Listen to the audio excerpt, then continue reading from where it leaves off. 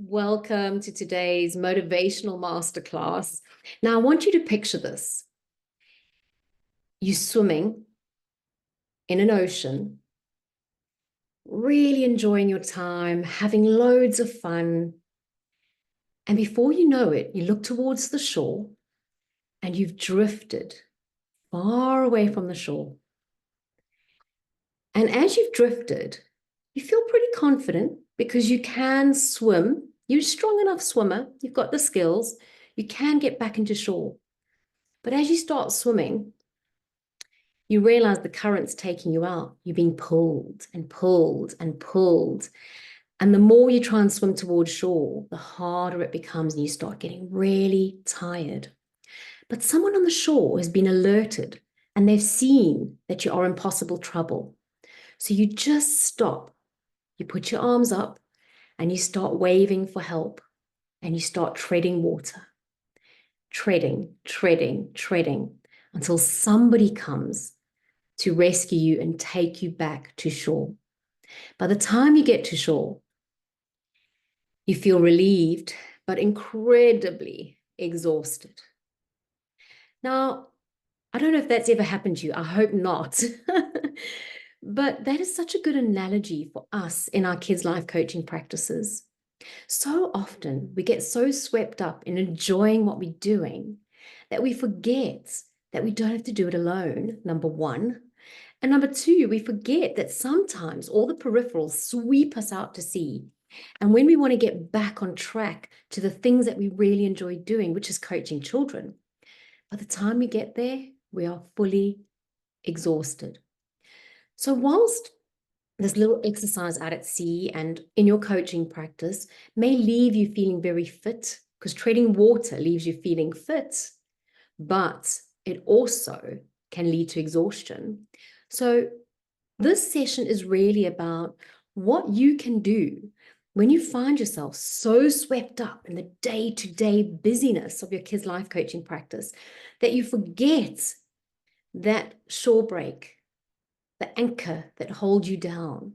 And before you know it, you swept into this overwhelm of saying yes to too many things, not being able to turn down clients who are not suitable to you. You just get so swept up in marketing, social media, that eventually you're just staying in one spot. You're kind of asking for help, but by then it's almost too late. So the fact that you're watching this today is a huge, big tick in my books. Because part of learning to navigate yourself as a kids' life coach and a business person, because you're running a business, right? This is not just a coaching practice. Yes, we are in the game of influencing children's lives, but really we are also in this field because we have a passion for supporting children, but also because we want to earn an income doing what we love. And in order to do that, you have to have a very good system in place. The fact that you're watching this means that's one system you have in place to support you. It's really important to keep your mindset at its peak. This mastery session is a little bit of a motivational boost, like your protein shake, to keep you going, to inspire you, to make you know you're not in it alone. It's okay to ask for help. It's okay to not be able to do everything.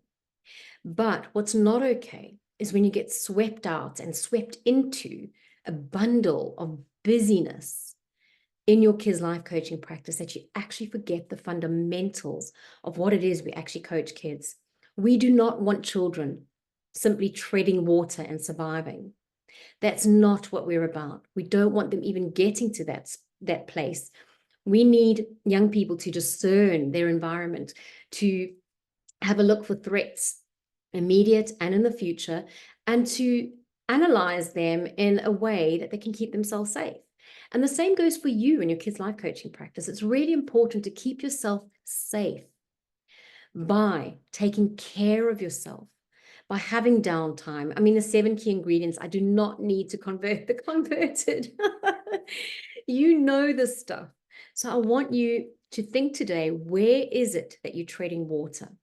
Now, I used to be a synchronized swimmer at school, believe it or not, and we used to tread water a lot. That was a different kind of treading water, because I think as a global community and a network of coaches around the world, all of us are treading water. We are up against a mental health epidemic where young people are really struggling, and where more than ever, technology is really stealing childhood away from children, where poverty, crime, all sorts of things happening in our toxic world are impacting on the kiddies. It makes our job harder. And in that sense, we are all treading water together. But like when I was a synchronized swimmer, when you tread water together, you can keep each other fueled and fired. Because if you know anything about synchronized swimming, it's really not about what happens under the water. It's about what happens above the water, what people can see. And so when you're treading water in synchronized swimming, you keep yourself very poised, very straight, body raised out of the water, and you tread for your dear life. And all of your teammates are doing that with you to form this beautiful formation. And that's like us as a global community of coaches. Gosh, sometimes it feels like a fight getting through all the problems that we face on a day-to-day basis. But you know what? The end of the day, the formation that we form and what people see is us doing good things for children.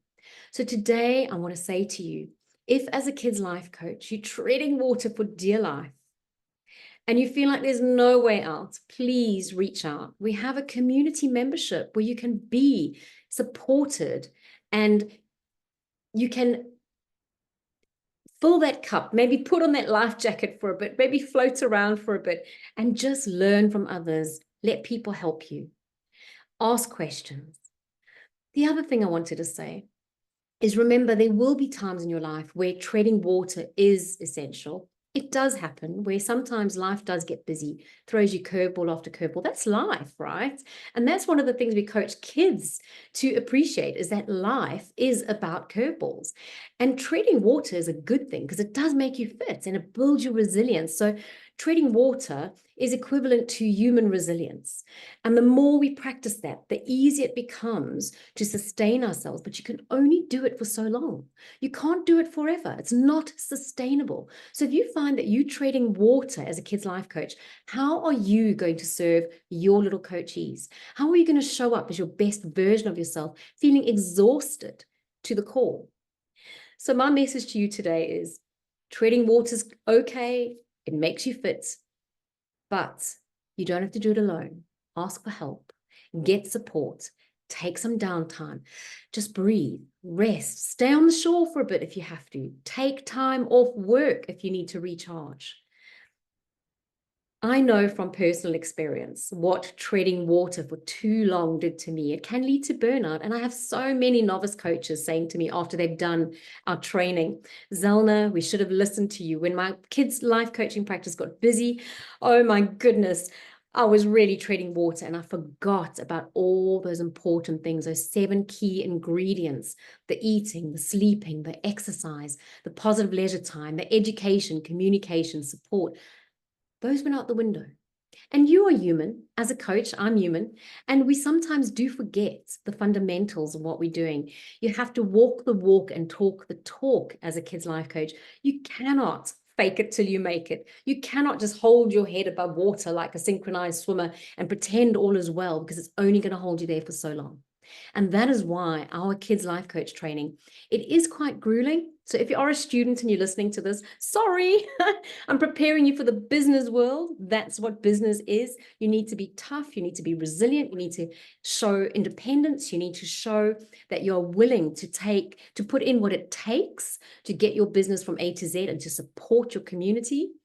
So if you have done my training, you understand the importance of galvanizing and having a really solid foundation in place so that you can make sure that you can launch a really good coaching practice, not just good, but exceptional, so that you can make a difference to that child who's coming to see you. And you can know that when you're tired, you can have some downtime, tread a little, rest, go back, because your foundation is in place. So many coaches launch their coaching practice and they launch quickly, get clients quickly, but because their foundation is unstable and they haven't done our training, they haven't learnt the methods that we teach, they crash and burn. And that's a shame, really, because I believe that when you coach children, we're born with a gift. I know I was born with a gift of working with children. And you, if you're listening to this, you were born with a gift to coach children.